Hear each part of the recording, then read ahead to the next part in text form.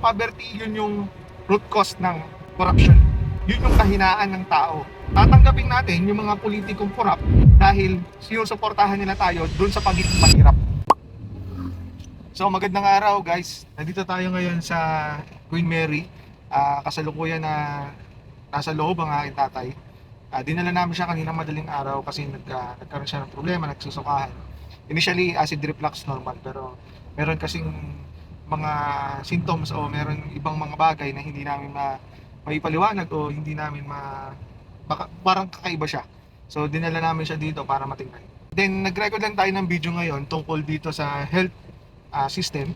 Kasi nung nakaraan, nung naglilinis ako ng sapatos, meron din ako napanood na video na randomly siguro nasa algorithm ko, biglang nag-pop up lang yung Pilipinas debate ng 2016. Ang panahon na tumatakbo si Duterte, si Milian Defensor Santiago, si Grace Poe, si Binay at saka si Marojas. So, meron doon part na tumanim lang sa isip ko nung tinanong si Senator Miriam kung ano yung uunahin niyang ayusin doon sa bansa o paano niya ayusin yung problema ng bansa. At ang una niya nabanggit doon, yung health. Sumunod na lang yung education and then parang poverty and corruption. So siguro mas maganda panoorin natin para mas maintindihan natin.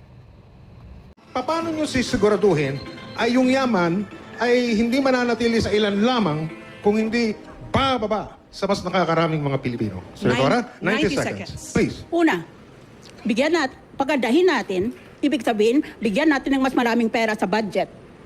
Itong mga factors na ito. Number one, health. Ang kalusugan ng ating mga mahihirap. Karamihan sa kanila may mga sakit hindi na rin makatrabaho. Pangalawa, education. Importante sa tao na edukado siya. Kaya siguro, hindi tama ang ating mga pagpili noon dahil maraming hindi edukado na nagboboto. So yun, pagkatapos nating mapanood, nakita nyo naman yung unang niya sagot is yung health. Doon ko na-realize na nga no, wala pa man ako dito sa sitwasyon na ganito na mayroon tayong na ospital na pamilya. Na-realize ko na ito nung panahon na napanood ko siya, na napakinggan ko, ay yung paliwanag ng Senator Miriam. Kapag ang tao, pag inuna na yung health, magkakaroon tayo ng peace of mind eh. Parang nandoon yung hindi mo naiisipin yung pampagamot mo kahit magkasakit ka o kahit may sakit ka. Hindi mo naiisipin saan ka kukuha ng pan-down payment. Hindi mo naiisipin kung saan ka kukuha ng pambayad. Kung ang gobyerno ay sinusuportahan ng malaki at matibay yung health system o yung health ng mga Pilipino, yung peace of mind ba ibibigay sa atin? At yung peace of mind na yun, yung magbibigay sa atin ng chance para magpunta doon sa mas advanced na stage ng pamumuhay. Yung personal kong opinion, yun yung nakikita kong talagang common denominator ng tatlong common problem ng bansa. Yung poverty, yung corruption, at saka yung education. Kasi it falls under health eh. Yung parang una, dahil meron ka ng pera at hindi mo na ginagastos pa papagamot o pambili ng gamot o pambayad sa ospital, may lalaan mo siya sa pag-aaral eh. Hindi na problema yung baon, hindi na problema yung panggastos doon sa pang-araw-araw para makapasok at kung ano pa yung requirements para doon sa eskwelahan. So magkakaroon na maayos na education yung tao.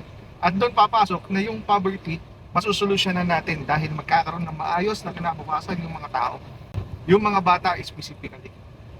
Magkakaroon sila ng mas magandang future kasi nga hindi nagamit sa health yung pera dahil suportado ng gobyerno yung health system.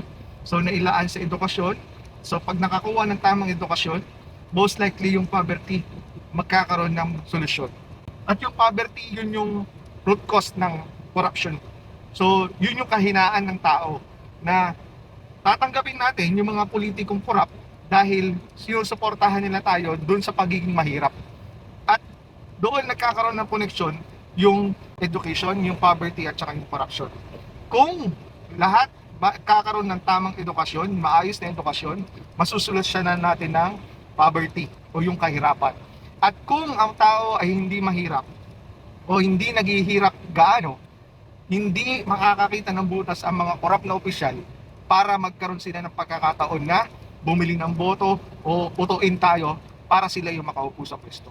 So nakikita ko, base sa experience ko sa hirap ng health system, ito sa ngayon, although naiintindihan ko yung konstitusyon, number 1 ang education para sa budget.